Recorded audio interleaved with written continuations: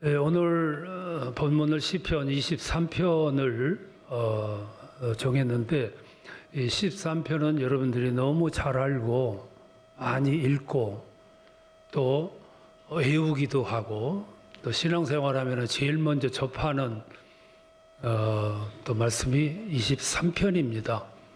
그래서 읽을수록 정감이 넘치고 또 머릿속에 들어있는 그런 시기도 해요. 언뜻 보면 이 시는 굉장히 감미로워요. 그리고 또 언뜻 보면은 우리 다 시골 출신들이잖아요. 시골에서 살던 그 모습이 그대로 그려져 있습니다. 다윗이 이제 목동으로 시골에서 살았기 때문에 그 생활이 그대로 여기 녹아 있고 표현되어 있습니다. 아주 목가적이죠. 그래서 굉장히 마음이 가까웠게 느껴지는 그런 시기도 합니다. 근데 좀 이 시를 깊이 음미를 하고 묵상을 하면 이 시 속에는 굉장히 무거움, 그리고 괴로움, 고뇌, 또 캄캄한 그런 암흑과 같은 곳을 이렇게 헤매고 다녀야 되는 그런 아주 질고의 내용이 또 들어 있습니다. 오늘 그 부분을 봤으면 좋겠어요. 다윗은 여러 번의 환난을 경험을 했던 사람이에요. 제일 먼저 첫 번째 환난은 골리앗 앞에 섰을 때의 모습이죠. 어린 나이에 아직도 준비되지 않았는데 군대에 가가지고 당한 것도 아니고 그냥 형들한테 문안하러 갔는데 그 상황을 접했습니다. 골리앗 앞에 가가지고 서 있는 다윗을 한번 상상을 해보세요. 그날 이겼으니 망정이지, 다윗이 그날 이기지 못했더라면 어떤 모습이었을까?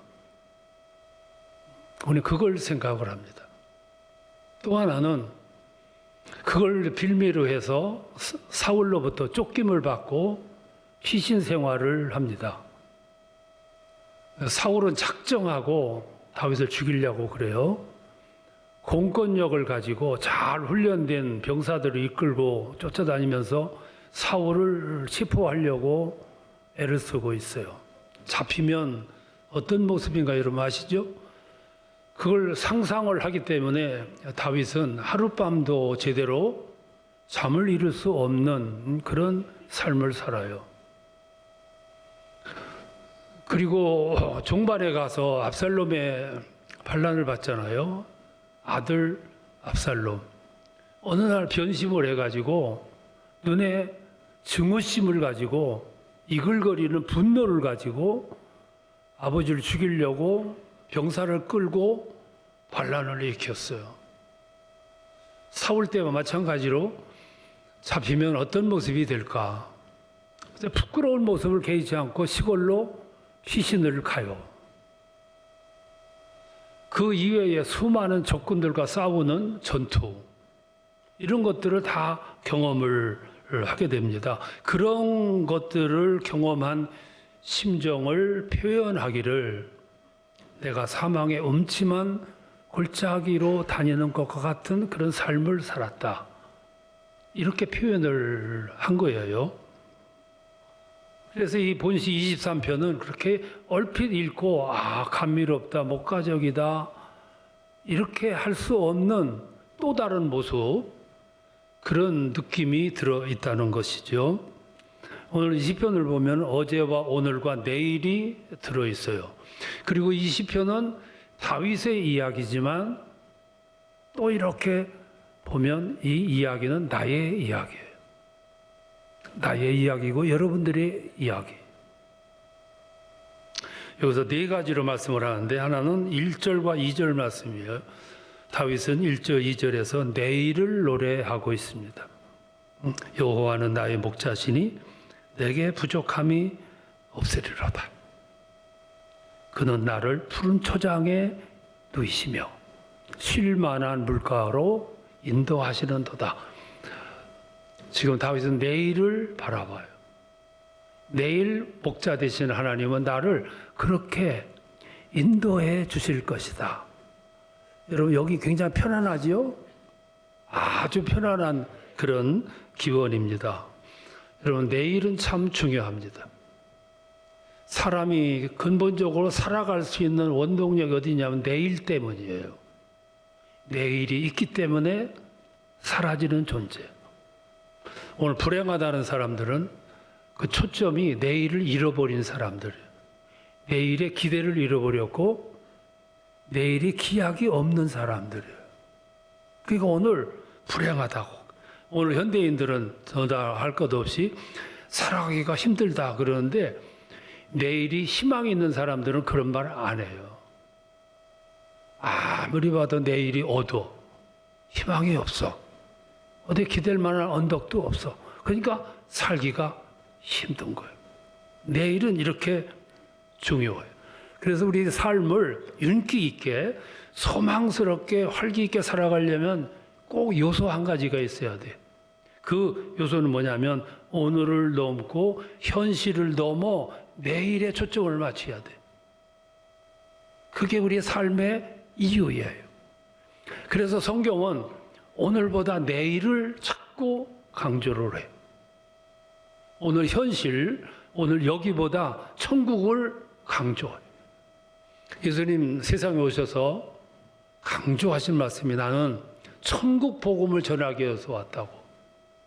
오늘 이 시간 여기 그게 아니고 천국 복음을 전파하기 위해서 왔다고. 다윗은 여기서 내일을 노래하고 있어요. 오늘 우리들에게 내일이 소중하잖아요. 그리고 4절을 보면 어제를 이야기를 합니다. 내가 사망의 음침한 골짜기로 다닐지라도 내가 어제 그렇게 살았어. 음침한 골짜기를 지나는 것과 같은 그런 삶을 살았어. 그런데 내가 그때 두려워하지 아니한 것은 주께서 나와 함께 하셨기 때문이다. 다윗은 어제를 생각합니다. 어제 사울에게 쫓겨다닐 때 참 긴장하고 잠을 하루도 편히 잘 수 없을 만큼 긴장 속에 살았고 노년에 가가지고는 아들 압살롬에게 반란을 받아가지고 도망다니던 그 아찔했던 어제. 그 어제의 모습을 표현하기를 내가 사망의 음침한 골짜기로 다녔다. 여러분은 어제를 이렇게 되돌아보면 어떻습니까? 여러분들도 똑같이 어제 그런 길을 걸어왔어. 몇 년 전에 몸에 이상이 있어가지고 병원에 갔더니 암이요. 그 소식을 듣는 그 순간 그때부터 우리는 사망의 음침한 골짜기를 다니는 것 같이 다녔어. 어제.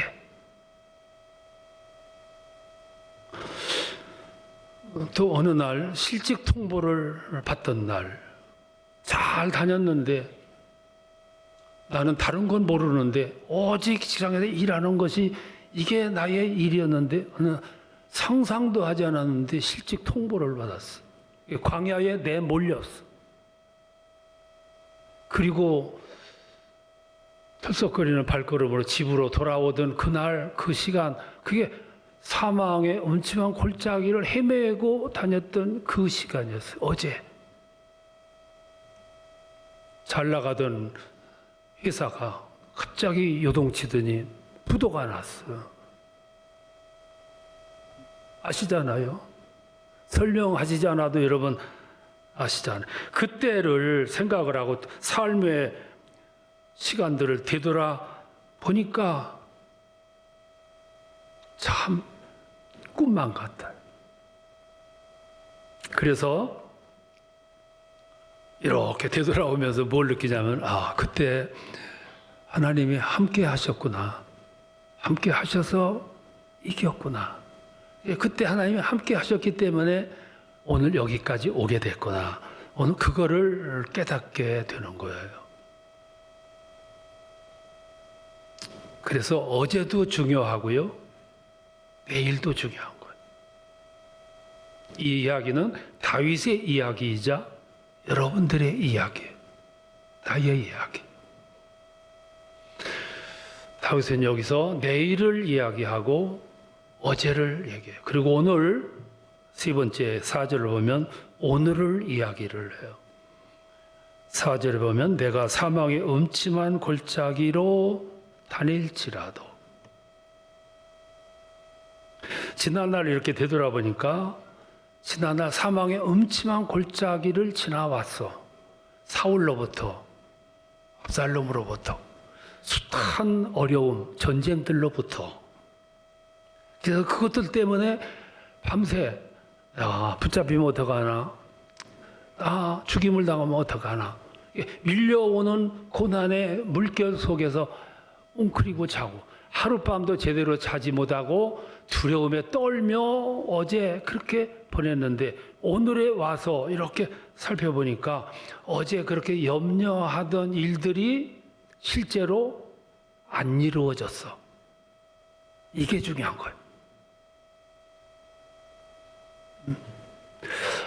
어제 밤잠을 설쳐가면서 고민하고 했는데 시간이 지난 다음에 오늘 와서 보니까 안 이루어진 거예요. 여러분, 걱정거리 많죠? 오늘 현실의 문제, 직장의 문제, 자식들의 문제, 집 문제, 빚 문제, 이것들이 현실의 문제예요. 근데 우리에게는 이것만 있는 게 아니고 먼 훗날에 혹시 있을 일들까지도 끌어다가 오늘 걱정을 하면서 살아가요. 우리 아버지가 암으로 세상을 떠나셨는데, 그런 가족력이 있으면은 자손에게도 그것이 올 수 있다는 확률이 많다는데, 혹시 나도 앞으로 혹시 20년, 30년 후에 있을 법한 것을 끌어다가 오늘 밤 우리는 긴장하고 사는 거예요. 우리 어머니는 치매로 오랫동안 고생하면서 사시다가 가셨는데,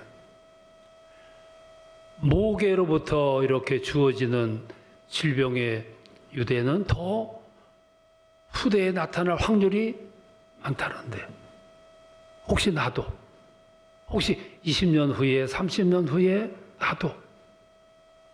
그러니까 사람들이 이렇게 부지런해요. 그러니까 30년 후에 혹시 있을 것까지도 오늘 끌어다가 오늘 긴장을 가지고 살아가요. 그래서 어떤 여배우는 어머니가 유방암으로 그 가족력을 가졌기 때문에 혹시 나도 그 염려하면서 살아가느니 차라리 제거해버리자. 그래서 제거해버렸다고 그러잖아.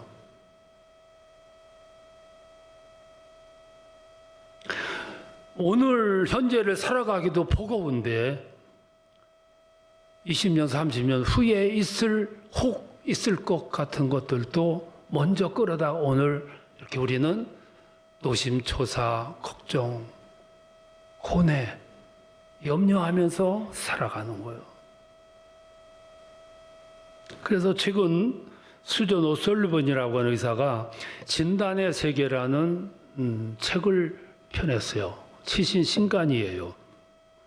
오늘 의학의 발달로 인해서 너무 과잉 진단의 결과를 경고한 내용이에요. 오늘 우리들이 먹는 음식을 잘못 먹으면 20년, 30년 후에 가서 이런 암이 걸린다, 위험이 있다. 참 부질없는 것들을 이렇게 자꾸 이렇게 던져놓는 거예요. 그리고 그는 이렇게 말했어요. 그냥 놔두면 저절로 나을 증상들도 미리 그거를 치료하느라고 사람들은 안간 힘을 쓰고 있다고. 살면서 걱정과 염려 없이 살 수는 없지만은 그걸 가리켜서 다윗 고백하기를 나는 사망의 음침한 골짜기로 다니는 삶을 살았다. 왜? 붙잡히면 어떡하나? 체포되면 어떡하나? 사로잡히면 어떡하나? 그것 때문에 밤잠을 설쳐가면서 그렇게 살았는데 오늘 와서 생각해 보니까 일어나지 않았어. 실제로 일어나지 않았어. 그래서 시를 쓰기로 나는 믿음의 음침한 골짜기로 다니는 삶을 살았으나 그랬어.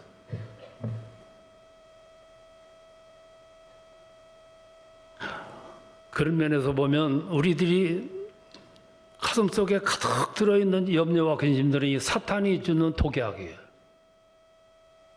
사탄은 우리에게 독약을 줘가지고 밤잠을 설치게 하고 삶의 맛을 잃게 하고 가슴과 생각과 우리 영 속에 온갖 염려와 근심으로 가득 메워지게 하고 하나님은 말할 수 없는 은혜로 매일같이 우리들에게 은혜의 전파를 쏘아대시고 걱정하지 마라, 염려하지 마라, 내가 있어, 내가 지팡이로 인도할 거야 말씀하시는데 그게 귀에 안 들어오는 거예요.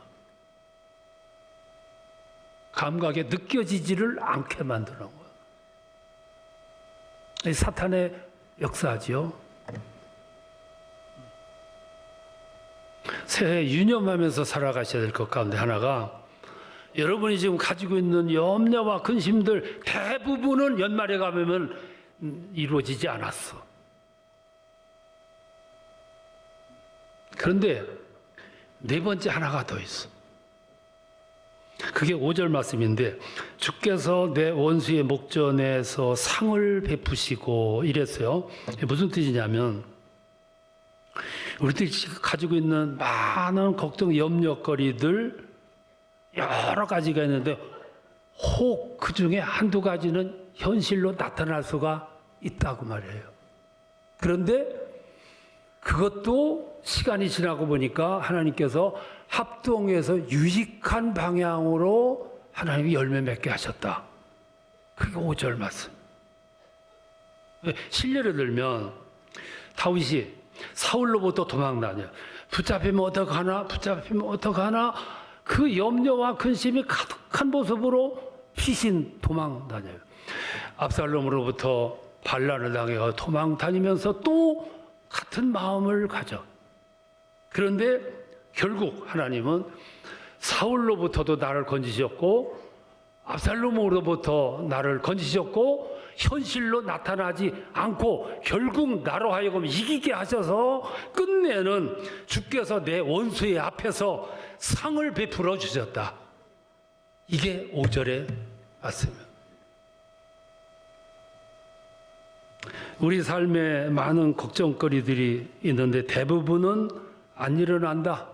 혹 한두 가지는 일어날 수 있는데 그때는 눈앞이 캄캄했지만은 시간이 지나서 문제가 해결된 다음에 보니까 역시 그것도 하나님의 선한 길로 인도해 주셨다. 이게 다윗의 이야기. 가만히 보면 다윗의 이야기는 나의 이야기. IMF 때 어느 분이 잘 다니던 직장에서 실직당했어요. 그 실직 통보를 받고 집으로 돌아올 때 어떤 기분이었을까? 이 광야에 내몰린 기분이었겠죠. 나는 이 직장에서 일하는 것밖에는 모르는데 세상을 전혀 모르는데 이게 집으로 돌아와요. 갓꽃 끝에 두 부부가 의논을 해서 조그마한 가게를 열었어. 힘들잖아요. 근데 그 실직 받을 때 살아남았던 동료들이 하루는 위로하기 위해서 왔어요.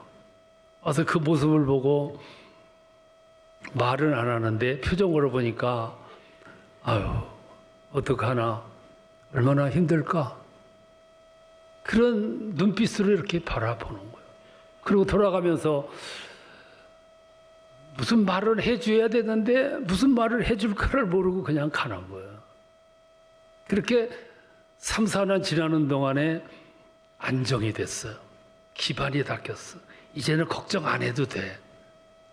근데 그때 내가 실직당할 때 살아남아있던 동료들은 그때 정년이 돼서 퇴직을 하는 거야.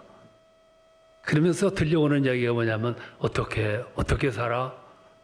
난 이거밖에 모르는데 나는 지금 안정이 됐는데 저 사람들이 이제 광야로 출발을 하는 거야.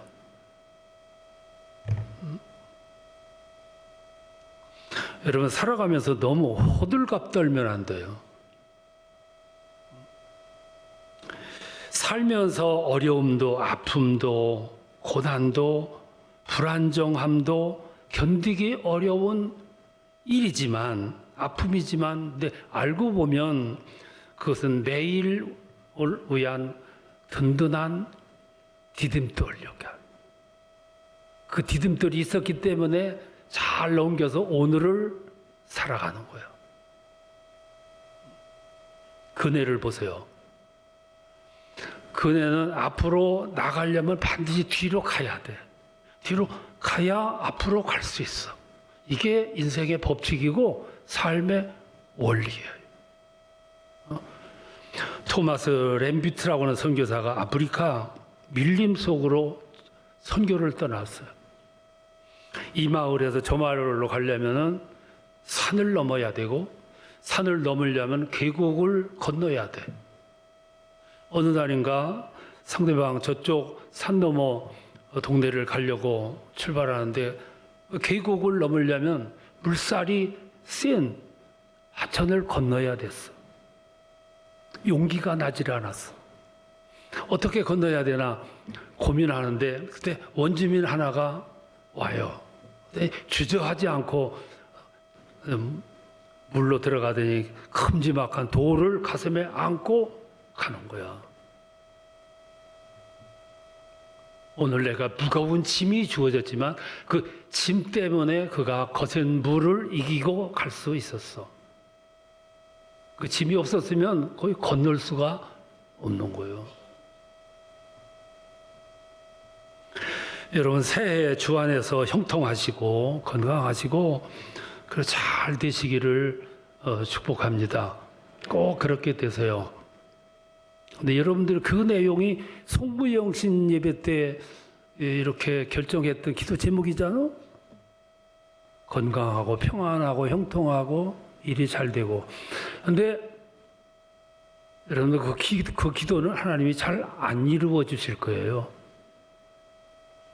왜 그러냐면 그 기도 내용의 생각이 뭐냐면 1년 내내 봄날과 같이 해주세요. 그런 기도거든. 하나님이 선호하시는 기도 제목은 아니에요. 1년 내내 봄과 같은 날씨면 세상이 망해. 그래서 하나님은 오늘과 같은 추위도 주셨어. 나는 예언하면 꼭 들어맞는 흠이 있는데 이제 2달만 지나보세요. 완전 봄이 와. 확실하게 봄이 와. 그 순환이 이루어져야 세상이 존재하는 거예요. 그러니까 하나님은 여러분 때로 아픔도 주시고 암담한 현실도 주시고 고민도 주시는데 그때마다 우리는 속단하지 말고 조금 더 지그시 기다려 봐야 돼. 기다리면 여러분들이 이런 시를 부르게 될 거예요. 여호와는 나의 목자시니 내게 부족함이 없으리로다. 그 주님께서 나를 푸른 초장으로 쉴 만한 물가로 인도하시는도다. 감칠만 하잖아. 응? 그러면서 내가 사망의 음침한 골짜기로 다닐지라도 내가 해를 두려워하지 않을 것은 주께서 나와 함께 하심이라. 이런 삶은 든든한 흔들림이 없는 거죠. 2026년도는 여러분 그런 축복의 한 해를 사시고 실감나는 신앙 고백으로 주께 영광 돌리는 그런 복된 한 해가 되시기를 축원합니다.